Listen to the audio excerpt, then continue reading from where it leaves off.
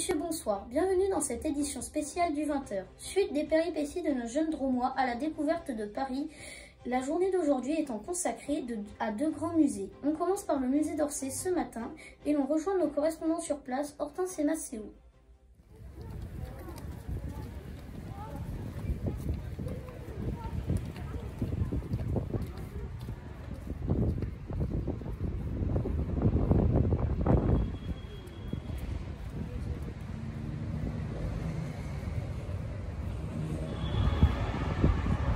Bonjour Paul et bienvenue au musée d'Orsay.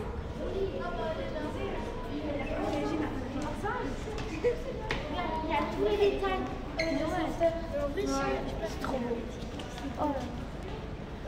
C'est trop bien fait. Ouais.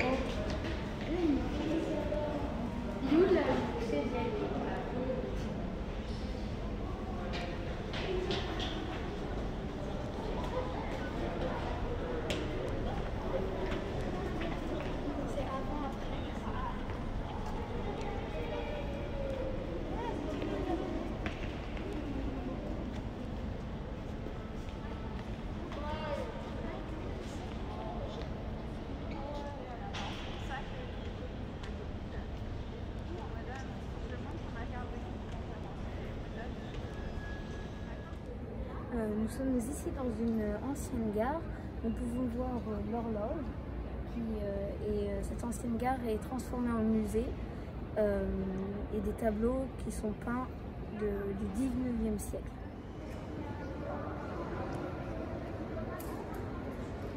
Voilà donc devant le magnifique tableau de Thomas Couture.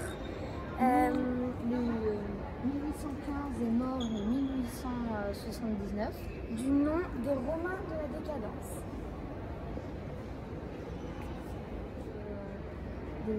Par exemple, les femmes, c'est tous le même modèle et les hommes aussi. Et les femmes ont la peau blanche tandis que les hommes ont la peau beaucoup plus foncée, ce qui est totalement faux dans la réalité. Bonjour Paul. De quoi est mort le personnage? Sur ce tableau, on se questionne sur la mort de ce personnage puisqu'il n'y a pas d'affirmation sur la mort. Est-il réaliste ou non réaliste ou irréel? Ce tableau est réaliste puisqu'il représente une scène qui s'est passée et qui a existé. Les couleurs sont-ils sombres ou colorées? L'artiste a choisi de prendre des couleurs plutôt sombres pour montrer la tristesse des gens.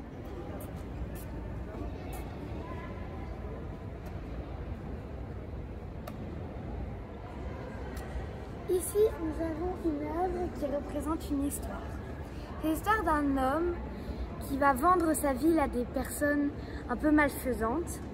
Et au bout d'un moment, les villageois en ont marre de ses bêtises parce qu'il paie de ses bêtises. Donc il y a un évêque qui va réussir à le faire enfermer avec 4 de ses fils. Donc là, comme vous pouvez le voir, il est très angoissé. Au début, on leur donne un peu à manger et puis au final, et puis à la fin, plus rien. Donc il se demande est-ce qu'il va manger ou non ses enfants. Donc là, on peut voir le premier qui est mort, le deuxième qui est évanoui, le troisième qui ne tient plus vraiment debout, et le quatrième qui est prêt à mourir pour que son père reste en vie. Dans le livre français, on nous raconte que finalement il mange ses enfants, mais on pense qu'il y a eu une erreur de traduction de l'italien au français et qu'il ne les aurait pas mangés puisque c'est une histoire vraie et que ça parle de vrais personnages.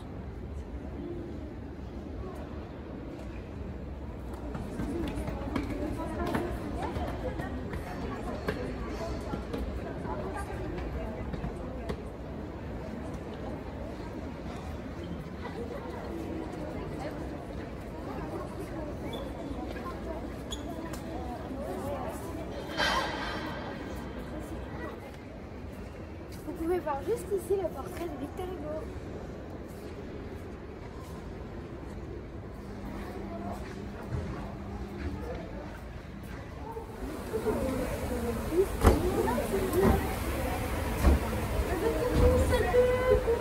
Son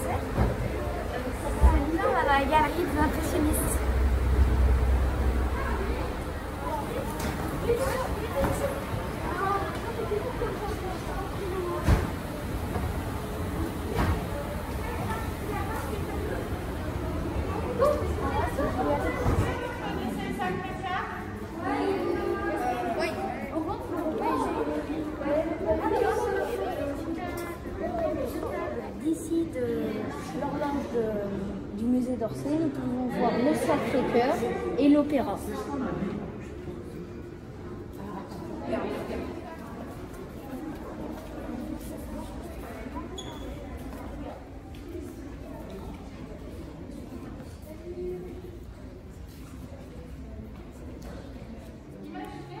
Alors, Claude Monet peint plusieurs tableaux avec différentes saisons et lumières. Donc juste là, on a le tableau de la cathédrale le matin. Juste ici, c'est le midi. Juste là, c'est dans l'après-midi. Là, c'est quand il pleut. Et là, c'est plutôt vers le soir. Donc en fait, au fil des... plus c'est sombre, plus on dirait que la cathédrale va tomber et moins il y a de détails. Par exemple, celle-là, on voit que c'est un peu plus détaillé, on voit un petit peu mieux l'horloge, alors que quand il pleut, vraiment, on voit plus rien.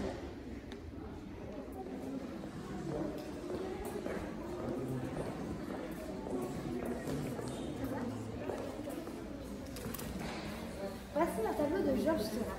Quelle technique a-t-il utilisé? Il a utilisé le pointillisme. Mais on dirait que ce tableau n'est pas fini. Regardez les musiciens. Oui, il ne l'a pas fini car il est mort avant d'une maladie.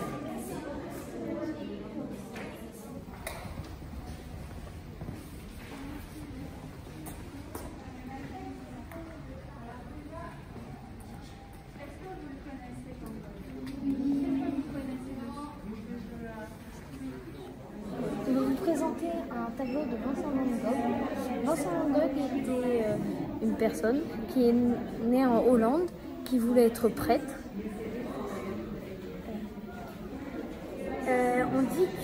On dirait que ça bouge grâce à de la technique qu'il a utilisée. On peut voir si on se rapproche qu'en fait il a utilisé plein de petits traits.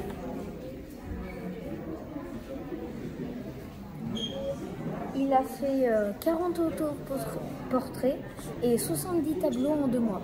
Il n'en a vendu qu'un seul. Il y a beaucoup de rumeurs sur l'histoire de Vincent van Gogh, comme une qui dirait que sur tous ses autoportraits, il n'est pas très bien dans sa peau, tout ça, même dans la réalité, parce que sa mère aurait déjà eu un enfant qui s'appelait Vincent et qu'il est mort très jeune. Donc elle a fait un deuxième, Vincent van Gogh, qui est ici présent. Et donc c'est pour ça qu'il porte un peu le poids de cet enfant qui est mort.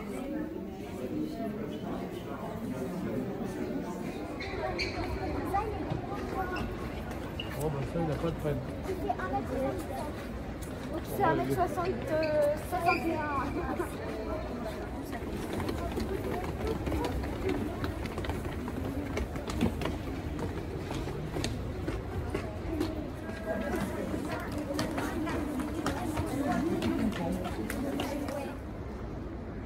On a fini la visite du musée d'Orsay. On espère que ça vous a plu et on vous rend l'antenne, Paul. Merci Hortense et Mathieu. La journée s'est poursuivie autour des arts et leur histoire avec, après le musée d'Orsay, ce matin, l'incontournable et majestueux musée du Louvre cet après-midi. C'est un reportage de Jeanne et Alice. Bonjour Paul, on vous emmène au Louvre.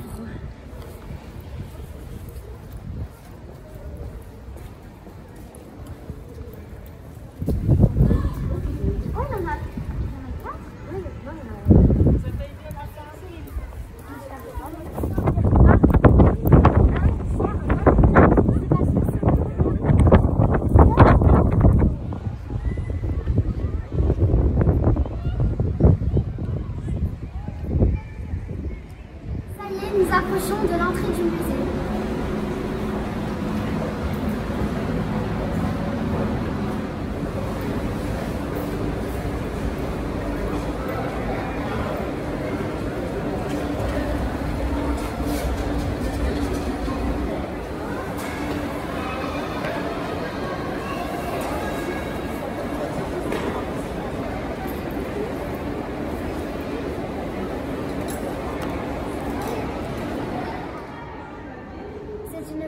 Nous sommes dans une forteresse royale construite par Philippe Auguste. C'est devenu un palais grâce à Charles V. Là, on est dans les douves. Et juste ici, ce pilier, il servait à faire le pont-levis.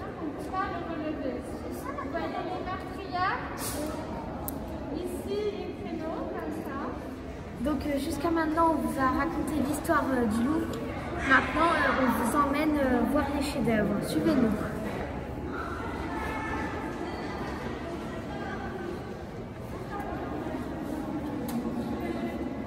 La Vénus de Milo, elle représente la déesse de la beauté. Elle devrait s'appeler Aphrodite car c'est une statue grecque.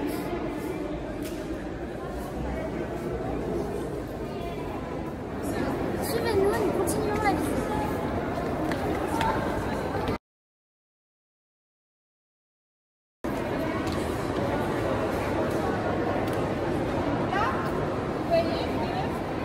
Donc voici la victoire de Samothrace. Elle est placée sur un bateau. Elle a des ailes. Et victoire en grec, c'est Nike. Et c'est comme ça qu'on devrait dire pour la marque Nike.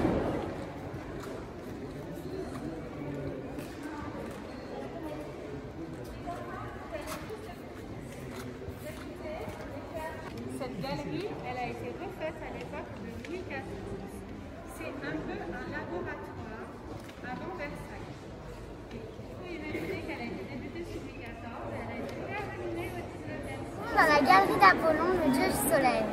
Il y a beaucoup de bijoux qui y sont exposés et ils sont tous très bien ornés, comme celui-ci. Nous arrivons dans la catégorie peinture. Suivez-nous.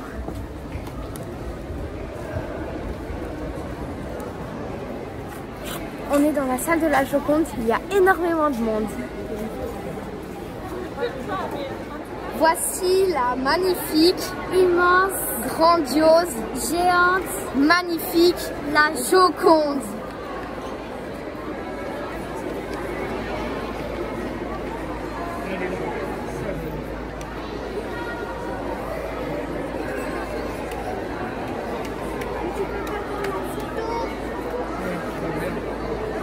Donc voici le tableau des noces de Cana, c'est le plus grand du monde.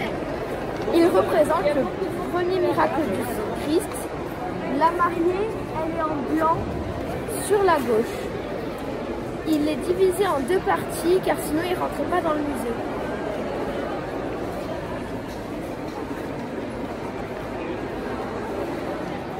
Voici le célèbre sacre de Napoléon.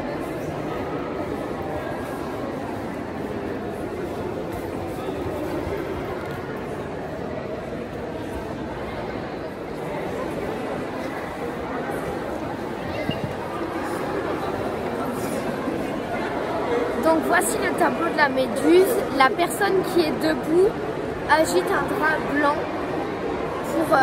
pour que le bateau qui va les sauver dans l'histoire les voit.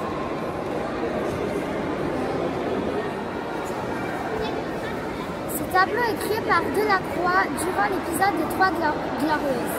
C'est une période très sanglante de l'histoire de Paris. Vous l'avez reconnu, c'est la liberté guidant le peuple. Donc on finit la visite par la célèbre pyramide. On espère que cela vous a plu et nous on a adoré. Donc à bientôt pour de nouvelles aventures.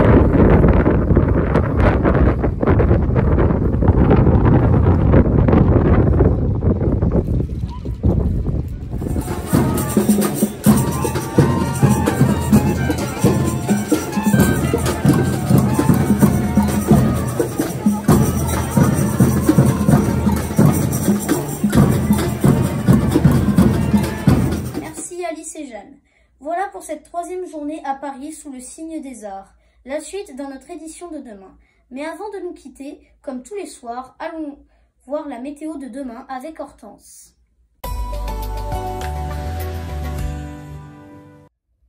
Bonsoir Paul et bonsoir à tous. Allons voir la météo de demain jeudi. Le matin, des améliorations à Paris et des petites voiles nuageux à mon ventre. L'après-midi, un temps assez similaire. Il fera 13 degrés à Paris et 11 degrés à Montvendre le matin. L'après-midi, il fera 21 degrés à Paris et 23 degrés à Montvendre. Il fera donc plus chaud à Montvendre. Demain, nous perdrons 4 minutes de soleil et nous fêterons les Élodie et les Salomé. Voilà pour la météo, c'est à vous Paul. Merci Hortense et merci à vous qui nous suivez pour votre fidélité. Excellente soirée et à demain.